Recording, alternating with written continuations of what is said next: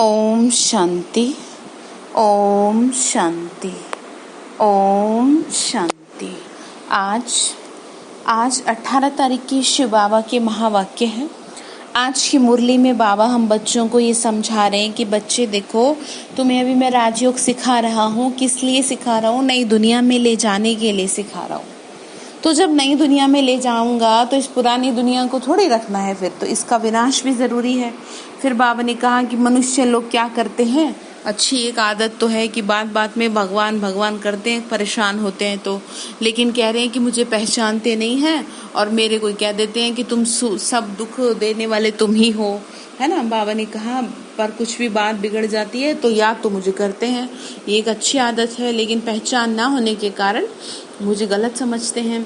फिर शिव बाबा ने कहा तुम बच्चों को अंदर में खुशी होनी चाहिए कि तुमको पढ़ाने वाला कौन है, जिसको सारी दुनिया ढूंढ रही है। आगे बाबा ने हमें डिटेल में ये समझाया है कि बच्चे देखो, अब तुम क्या करो, व्यर्थ की बातों के स्टॉक को खत्म कर दो, तभी तुम खुश रह पाएंगे, तभी खुशी का खजाना जमा कर पाएंगे। अगर व्यर्थ में रहे, बुद्धि व्यर्थ में रही तो क्या है, खुश नहीं रह पाएंगे। ठीक है ना। तो चलिए आज के शिव बाबा के महावाक्य सुनते हैं। प्रातः मुरली ओम शांति। बाप दादा मधुबन। मीठे बच्चे, बाप तुम्हें नई दुनिया के लिए राजयोग सिखला रहे हैं, इसीलिए इस पुरानी दुनिया का विनाश भी जरूर होना है। बाबा ने कहा इसीलिए दुनिया को उसको रखेंगे क्या? प्रश्न पूछ रहे हैं, मनुष्य में कौन सी एक अच्छी आदत पड़ी हुई है लेकिन उससे भी प्राप्ति नहीं होती? बाबा ने कहा अच्छी आदत एक पड़ी है। कौन सी? मनुष्य में भगवान को याद करने की जैसे आदत पड़ी हुई है। जब कोई बात होती है तो कह देते हैं हे भगवान, सामने शिवलिंग आ जाता है, लेकिन पहचान यथार्थ ना होने के कारण प्राप्ति नहीं होती। फिर कह देते हैं दुख सुख सब वही देता है। तुम बच्चे अभी ऐसे नहीं कहेंगे कि दुख सुख वह देता है, ठीक है ना। सभी कुछ अपने कर्मों अनुसार है। ओम शांति। बाप जिसको रचता कहा जाता है, किसका रचता है? वो नई दुनिया का। नई दुनिया को कहा जाता है स्वर्ग व सुखधाम। नाम कहते हैं ना, परंतु समझते नहीं है कृष्ण के मंदिर को भी सुखधाम कहते हैं। अब वो तो हो गया छोटा सा मंदिर। कृष्ण तो था विश्व का मालिक। बेहद के मालिक को जैसे कि हद का मालिक बना देते हैं। कृष्ण के छोटे से मंदिर को क्या कहते हैं? सुखधाम। बुद्धि में यह नहीं आता कि वह तो हम मालिक था, भारत में ही रहने वाला था। तुमको भी पहले कुछ नहीं पता था, बाप को तो सब कुछ पता है।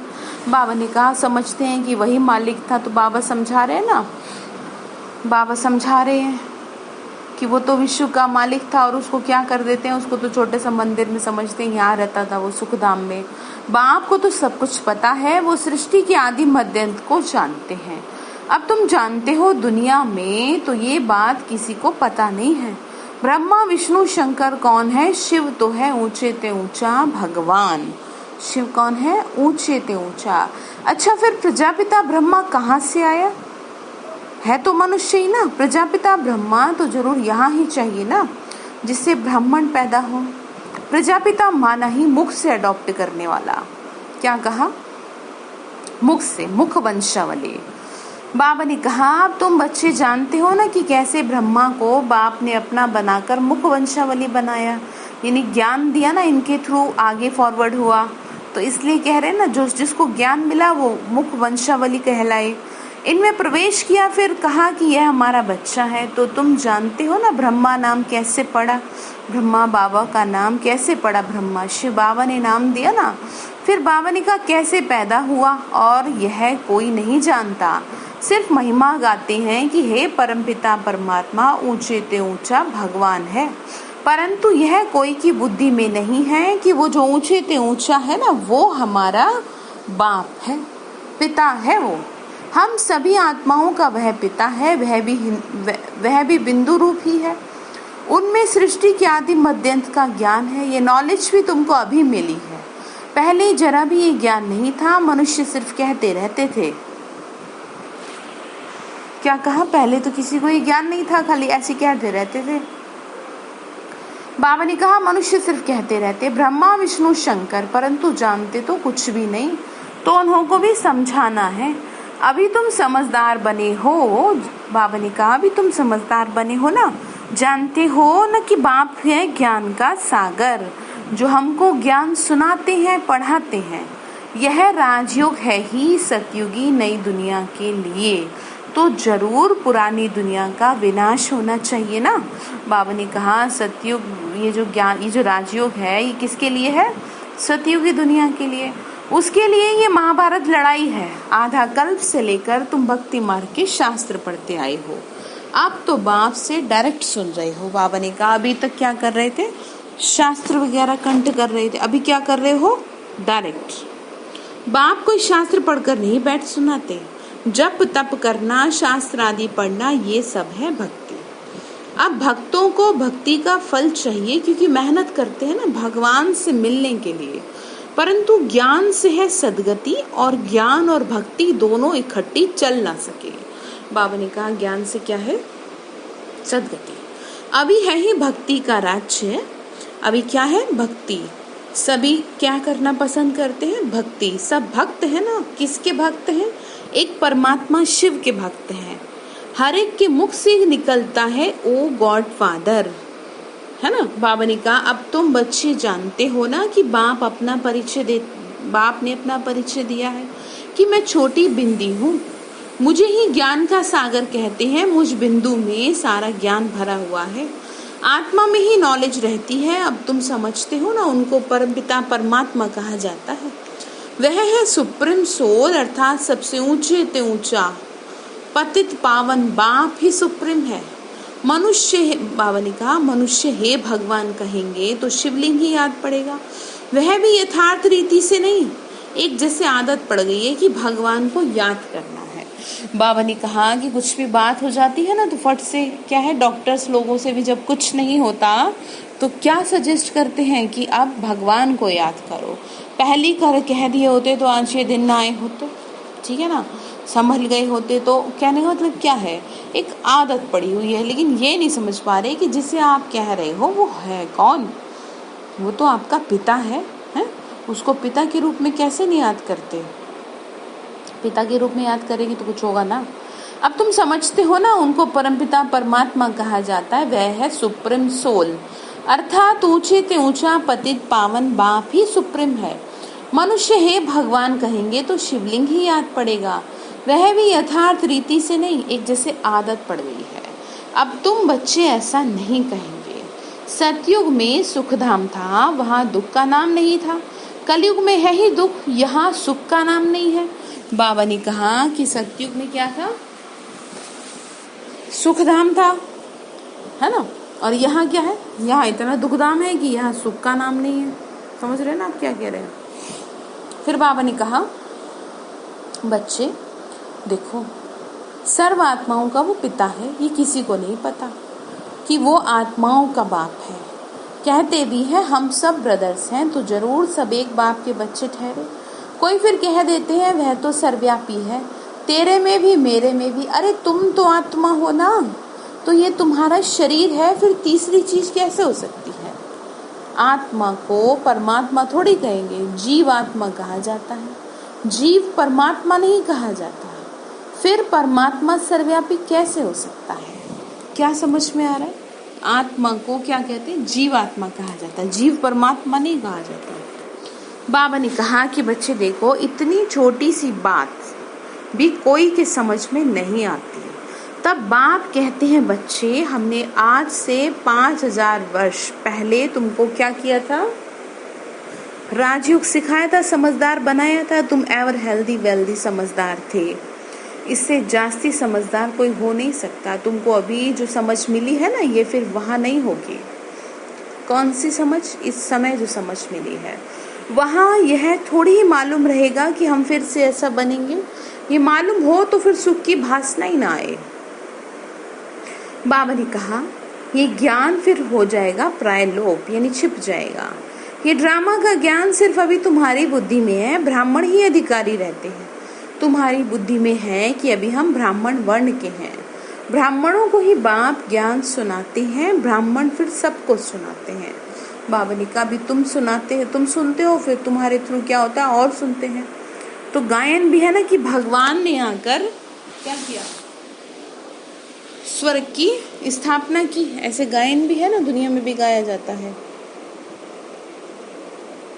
तो बाबा यही समझा रहे हैं, भगवान ने आकर क्या किया, स्वर्ग की स्थापना की।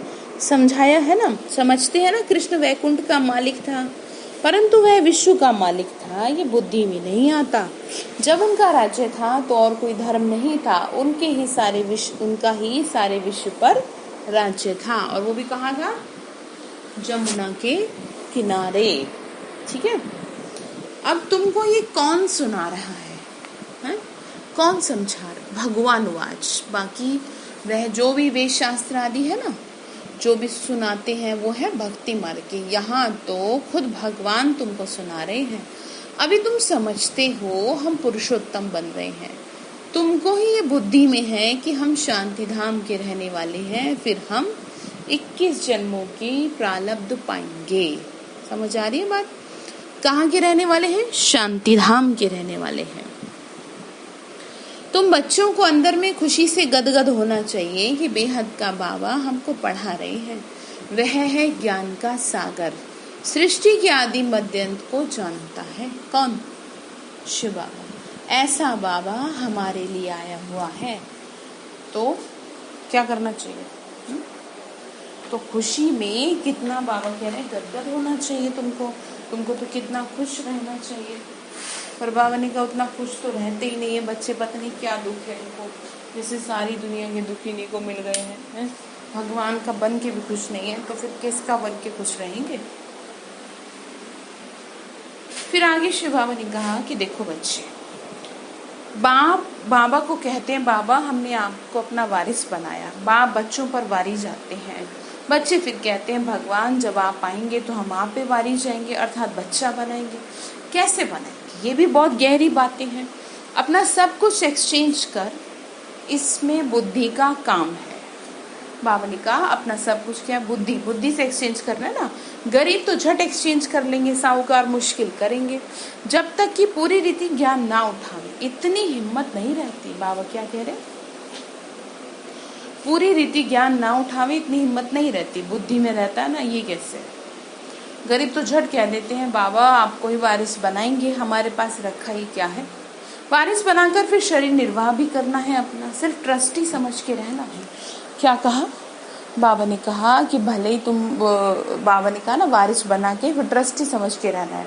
यानी कि ऐसे ही जैसे आप क्या है, जैसे कि एक बैंक का कैशियर, इस तरीके से कि क्या है वो ट्रस्टी होके रहता है ना। बाबा ने कहा शरीर निर्वाह तो अब कमाना भी ऐसे थोड़ी है। बाबा ने कहा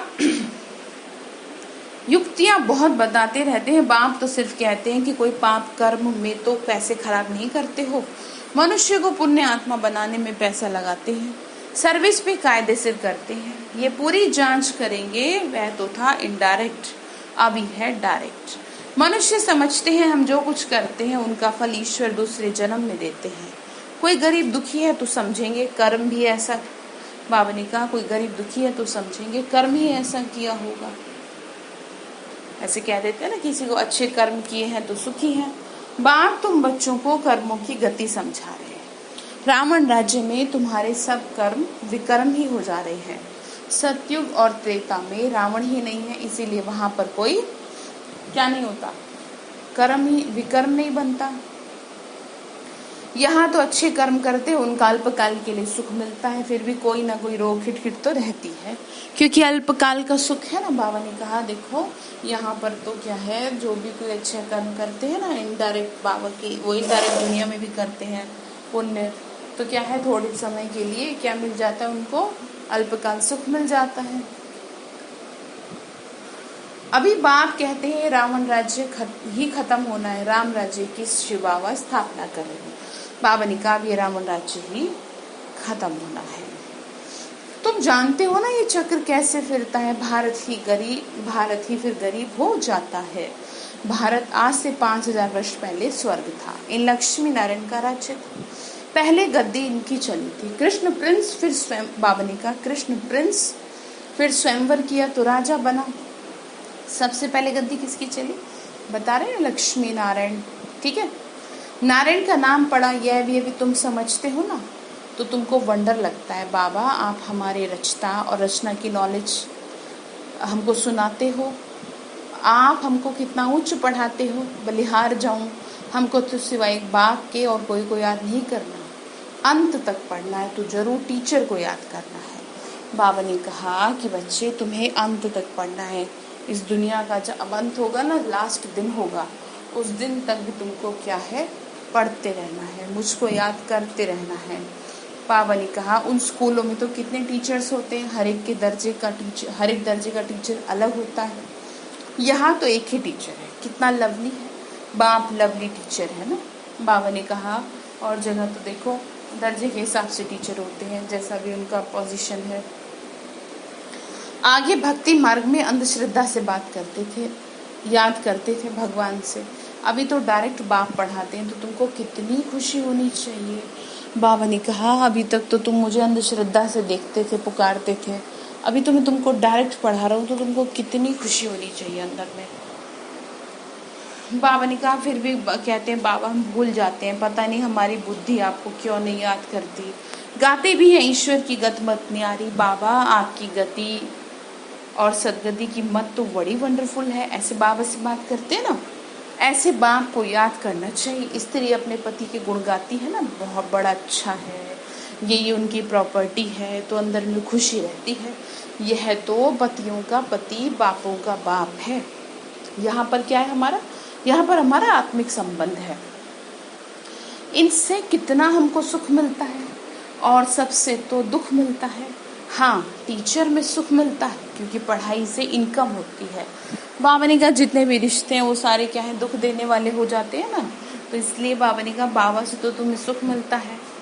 कहने का मतलब ये है कि देखिए आपको ऐसा लगता है ना कि जिस भी प्यार की कमी आपको महसूस होती है, उस संबंध से भगवान को जोड़ लीजिए, उस प्यार के संबंध से। कैसे प्यार के संबंध से जोड़ेंगे कि देखिए सबसे पहली बात तो ये, इंसान का सुख ही किसी दूसरे व्यक्ति को उसकी याद दिलाता है। तो भगवान से आप क्या करें, सपोज आपको बच्चे का सुख चाहिए तो आप क्या भगवान से आप ऐसा उससे उस चीज के लिए बात करें। जैसे कई माताओं बहनों के अनुभव भी है ना कि जब कोई, यहाँ तो बच्चे होते हुए भी कुछ नहीं करते, कि जब बच्चे की जरूरत थी, जब अकेली थी, तो किस तरीके से बाबा ने आके बच्चा बन के कैसे मदद की, कैसे संभाला। तो वो वाली बात है कि वो किसी न किसी रूप में आ जाएगा, जिस रूप में आपको उसकी जरूरत होगी, लेकिन कंडीशन सिर्फ इतनी है कि प्यार से बस बुलाया हो। ठीक है ना। तो बाबा यही समझा रहे हैं। बाबा ने कहा कि बच्चे देखो टीचर से सुख मिलता है, गुरु हमेशा किया जाता है वानप्रस्थ में। बाबा भी कहते हैं मैं वानप्रस्थ में आया हूँ, यह भी वानप्रस्थी है, मैं भी वानप्रस्थी हूँ, ये सब मेरे बच्चे भी वानप्रस्थी हैं। बाप टीचर गुरु तीनों ही इकट्ठे हैं। बाप टीचर भी बनते हैं, फिर गुरु बन साथ ले जाते हैं। उस एक बाप की ही तो महिमा है, ये बातें और कोई शास्त्रों में है नहीं। बाबा हर बात बहुत अच्छी रीति समझाते हैं। इनसे ऊंची नॉलेज किसी की होती नहीं और ना जानने की दरकार, बाबा ने कहा होती नहीं, ना जानने की दरकार रहती बाबा ने कहा, और ना ही किसी को ये रहता कि हाँ और भी कुछ है क्या इससे अच्छा। और जास्ती क्या करेंगे, बाबा ने कहा बच्चों की बुद्धि में यह हो तब खुशी में और उसी याद में रहे। पुण्य आत्मा बनने के लिए तो याद तो जरूर करना चाहिए ना। माया का धर्म है तुम्हारा योग को तोड़ना। अंडरलाइन कर ले इस बात को, माया का भी धर्म है। अभी तक हमारा धर्म है बाबा को याद करना, बाबा सिखाते हैं ना, तो माया का धर्म है तुम्हारा योग तोड़ना। और योग में ही माया बिगड़ डालेगी। भूल जाते हो माया के तूफान बहुत आते हैं, ये भी ड्रामा है। सबसे आगे तो यह है कौन, ब्रह्मा। तो इनको तो सब अनुभव होते हैं, मेरे पास जब आए तब सबको समझाऊं। ये सब माया के तूफान आएंगे, बाबा के पास भी आते हैं, तुमको भी आएंगे। माया का तूफान ही ना आए, योग लगा ही रहे, कर्मातीत अवस्था हो जाए तो फिर हम यार रह नहीं सकेंगे। आत्मा पावन हो जाएगी ना तो इस शरीर को स्वयं ही छोड़ देगी। कर्मातीत अवस्था हो जाएगी तो फिर सब चले जाएंगे। शिव की बारात गाई हुई है ना, शिव बाबा आए तब हम सब आत्माएं जाएं। शिव बाबा आते ही हैं सबको ले जाने। सतयुग में इतनी आत्माएं थोड़ी होंगी। बाबा ने कहा जितनी आत्माएं आए वहाँ थोड़ी होगी, नहीं तो वहाँ पे भी फिर अकाल पड़ जाए, पानी की कमी हो जाए, सारी चीज़ों की कमी हो जाए, तो ऐसे पॉसिबल ही नहीं है वो। तो इसीलिए 9 लाख है, सिलेक्टेड है ना। जैसे कि किसी की बहुत, अगर आप किसी VIP की या किसी ऐसे लोगों की शादियों में जाओ तो क्या है, बहुत लिमिटेड लोगों को इनविटेशन होता है, सब लोग थोड़ी चले जाएंगे। तो आप वही कह रहे हैं सब कैसे जाएंगे, कुछ करो तो सही जाने के लिए। ठीक है ना, फिर समझ में आ रही बात। सतयुग में इतनी आत्माएं थोड़ी होंगी। अच्छा, मीठे मीठे सिक्के लदे बच्चों प्रति माता पिता बाप दादा का याद प्यार और गुड मॉर्निंग। रूहानी बाप की रूहानी बच्चों को नमस्ते। रूहानी हम बच्चों की रूहानी माता पिता बाप दादा को नमस्ते नमस्ते नमस्ते। शिव बाबा नमस्ते। शुक्रिया बाबा, शुक्रिया बाबा, शुक्रिया। धारणा के लिए मुख्य सार है, शिव बाबा को अपना वारिस बनाकर सब कुछ एक्सचेंज कर देना है। किसको वारिस बनाना है? उस भोलेनाथ को, जिसके लिए कहा जाता है कि वो क्या है, भोला भंडारी है, भोला भाला है। ठीक है ना, जिसकी दुनिया दीवानी है। वारिस बनाकर शरीर निर्वाह भी करना है। बाबा ने कहा फिर शरीर निर्वाह भी करना है। ठीक है ना, ट्रस्टी समझ के रहना है। पैसे कोई भी पाप कर्म में नहीं लगाने। ठीक है, पैसा कोई भी पाप कर्म में ना लगाएं, ध्यान रखिए। दूसरा पॉइंट है, अंदर खुशी में गुदगुदी होती रहे कि स्वयं ज्ञान का सागर बाबा हमको पढ़ा रहे हैं।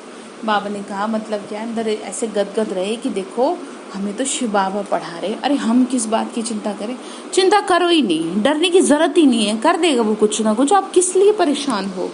यही तो समय है भगवान को, आप जैसे बाबा ने कहा ना कि मैं भी तुम्हें परखूंगा, तो इस समय भगवान को तुम परखो कि देखो कैसे भगवान, ऐसे भगवान को परखना तो बहुत गलत चीज है ये, लेकिन कहने का मतलब ये है, मतलब सेंस इस बात का ये है कि उसको यूज करो, उससे कह के तो देखो क्यों परेशान हो, है ना। जैसे कई लोग कहते हैं कि देखो तो सही भगवान करेगा नहीं करेगा, मतलब भगवान को चैलेंज कर रहे हैं, है ना, परख रहे हैं।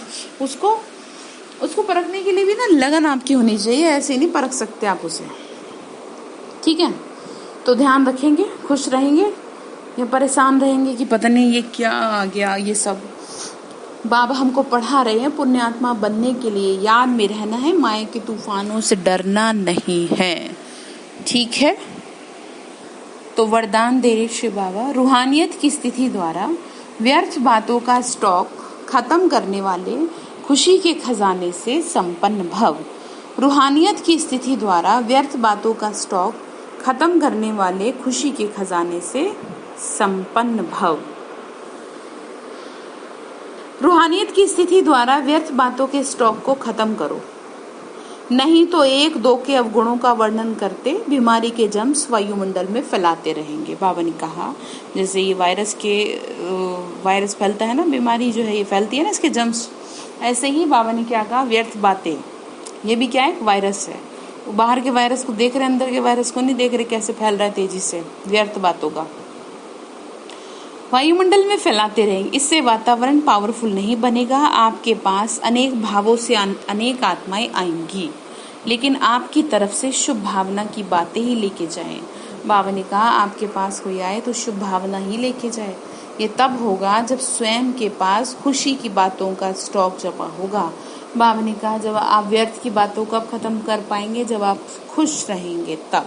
यदि दिल में किसी के प्रति कोई व्यर्थ बातें होंगी तो जहाँ बातें हैं वहाँ बाप नहीं पाप है। बात समझ में आ रही है क्या कह रहे हैं? जहाँ पर व्यर्थ की बातें होंगी वहाँ बातें नहीं, बाप नहीं, पाप है। ठीक है, फिर स्लोगन बाबा ने आज दिया, स्मृति का स्विच ऑन हो तो मूड ऑफ नहीं हो सकता। स्मृति का स्विच, कौन सी स्मृति? कौन सी स्मृति रखनी है? कौन पढ़ा रहा है मुझे? शिव बाबा पढ़ा रहे हैं। ठीक है, तो आज सारा दिन इस बात पे ध्यान रखना है, पढ़ाने वाला शिव बाबा है, तो कितना खुशी में रहना चाहिए। तो आज का वरदान क्या है? आज का जो आपके लिए सम्मान है, मतलब वो ये है, मैं खुश नसीब आत्मा हूँ, मैं खुश नसीब आत्मा हूँ, मैं खुश नसीब आत्मा हूँ। ठीक है, तो उसको ध्यान रखेंगे। अच्छा, ओम शांति।